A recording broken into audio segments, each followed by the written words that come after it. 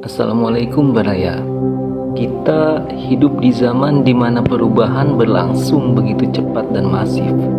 Dari apa yang kita mainkan setiap hari, dari apa yang kita makan, dari apa yang kita pakai, dari apa yang kita inginkan, dari apapun itu, di zaman sekarang saat ini itu bisa lenyap begitu saja.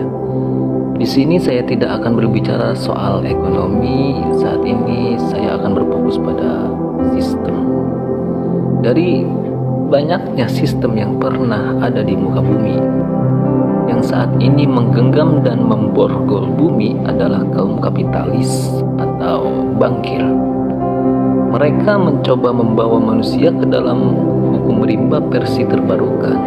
Ya, yang kuat adalah pemenangnya. Entah itu benar ataupun salah, di mana nyawa manusia bisa dibayar dengan uang.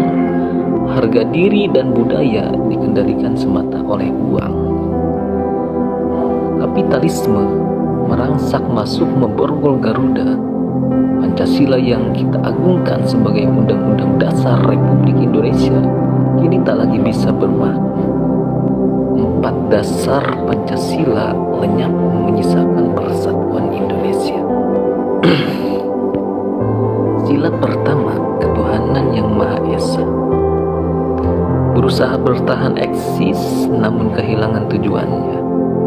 Indonesia, negara berlandaskan ketuhanan, hari ini disingkirkan oleh sekularisme, di mana agama hanyalah sebatas urusan dapur, tidak lagi menjadi pagar ataupun hiasan rumah. Sila kedua diringkus dengan keras lewat lemahnya sistem pendidikan. Hak asasi manusia merangsak masuk, memaksa dan membatasi para guru dalam mendidik karakter murid. Para guru yang tidak berkualitas menjadi tantangan tersendiri bagi kemajuan bangsa. Harapan saya para guru adalah lulusan psikiater atau psikolog, agar para guru mampu memberi arahan dengan perhitungan moral, bukan hanya nada bicara. Sila keempat hanyalah taman kanak-kanak, di mana kebijaksanaan hanyalah simbol. Para pejabat yang bukan ahli dalam memimpin atau tidak memiliki jiwa kepemimpinan dan jauh dari pelajaran atau pendidikan untuk seorang pemimpin yang bijaksana, mereka hanyalah boneka partai dan partainya pun hanyalah kacung asi.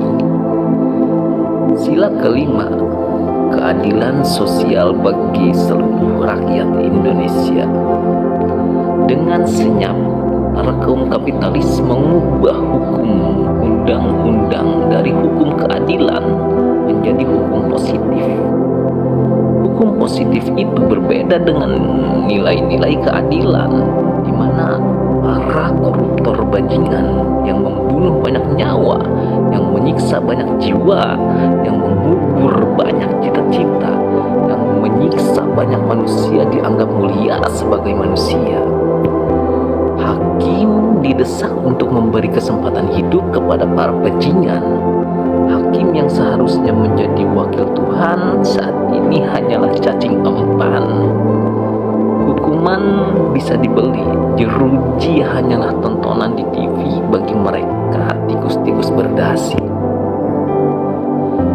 Hukum positif itu perbandingan antara menguntungkan dan merugikan secara material.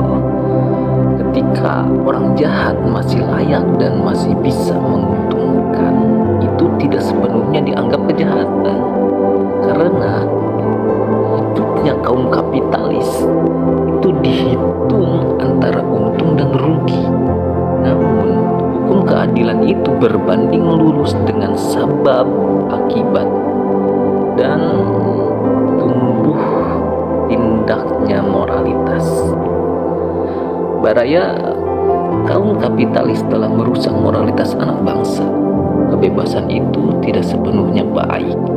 Kebebasan dalam berpikir memang harus kita junjung tinggi.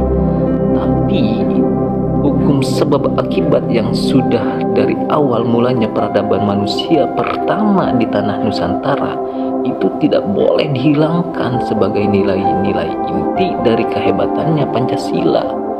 Moralitas bangsa itu tumbuh dari pendidikan dan pelajaran. Jika para guru tidak lagi diberi kesempatan dan wewenang dalam mendidik, peningkatan moralitas bangsa hanyalah mimpi belaka, atau sang murid yang dididik dengan guru-guru yang tidak tahu, lebih tepatnya tidak paham akan psikologis, itu hanya membuang-buang anggaran, membuang-buang waktu, dan membuang-buang tenaga. Lebih tepatnya, pendidikan di Indonesia ini itu tidak bermakna apa-apa. Sekian dari saya. Wassalamualaikum warahmatullahi wabarakatuh.